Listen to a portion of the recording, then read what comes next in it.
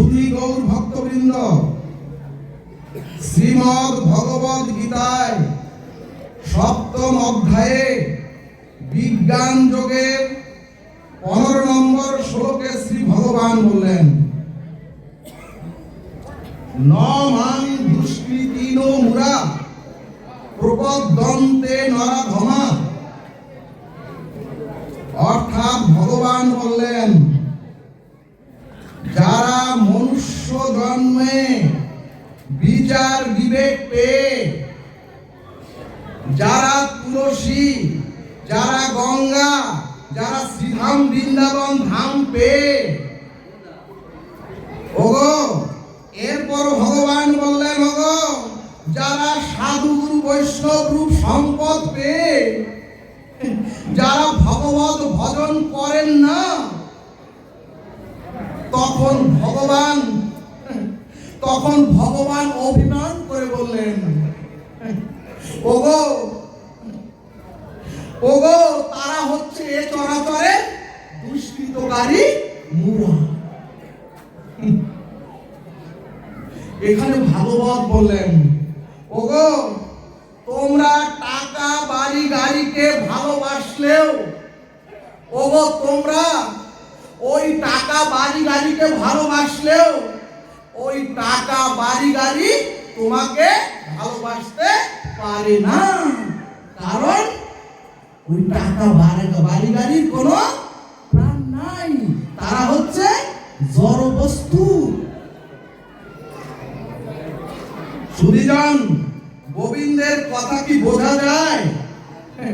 এখন প্রশ্ন আসবে, তুমি বোঝা যায় বলছো কেন? আমরা সকলেই জ্ঞানী, আমরা সকলেই শিক্ষিত এবং আমরা সকলে সব বুঝি। ভক্তগণ, যাহাতে গোবিন্দের এই কথাগুলি আপনাদের হৃদয়ে প্রবেশ করে, সেই জন্যই এত প্রচেষ্টার আয়োজন। তাহলে ভাগবত বললেন, টাকা বাড়ি গাড়িকে আপনি ভালোবাসলেও এদের প্রাণ বা হৃদয় নাই, তাই ওরা আপনাকে ভালোবাসতে পারে না। এই কারণেই ভাগবত বললেন, এই কারণেই ভগবান বললেন, মন মানা ভব। অর্থাৎ ওগো তোমরা আমাকে একটু ভালোবাসা দিলে, ওগো তোমাদের হৃদয়ের মনের একটু ভালোবাসা আমাকে অর্পণ করলে, ভগবান বললেন আমি তোমাদের 16 আনা ভালোবাসা ফিরিয়ে দিয়ে আমি ভগবান তোমাদের জীবনকে আনন্দ প্রেমে পরিপূর্ণ করে দেই। জয় নিতাই গৌর হরি বল।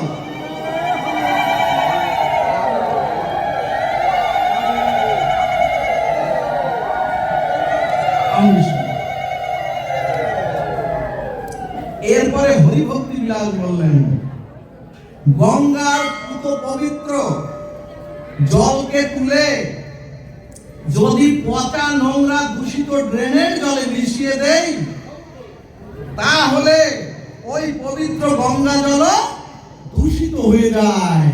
সুধীজন, এবং তখন আর সেই দূষিত নোংরা জলকে আমরা কেউ গ্রহণ করি না। কিন্তু সুধীজন,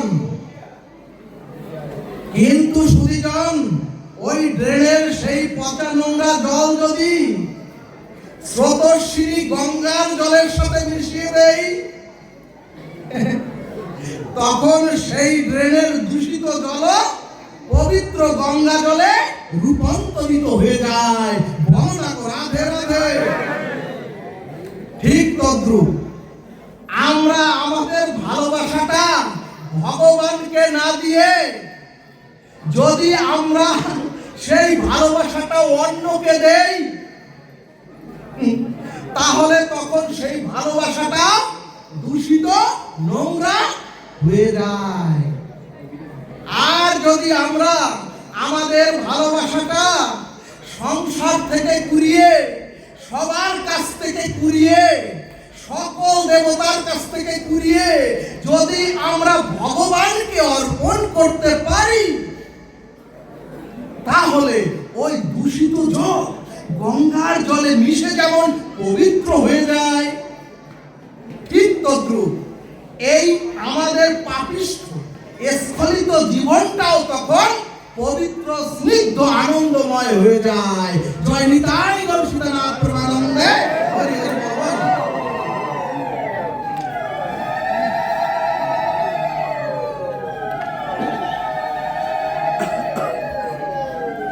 ও মাগো, এ সংসারে যখন তোমাদের কেউ থাকবে না, ও বাবা, যখন আপনারা এ সংসারে কারো প্রতি ভরসা পাবেন না, এ মহা সংসারে,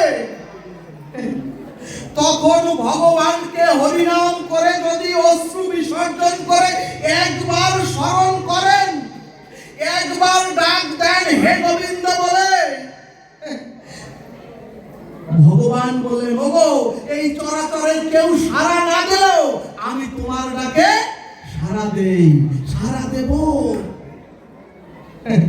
ভক্তগণ, এই অধিবাস শেষ করে, এই অধিবাস লগ্ন শেষ করে আপনারা যার যার গৃহে গিয়ে যখন সুনিদ্রায় ঘুমাবেন,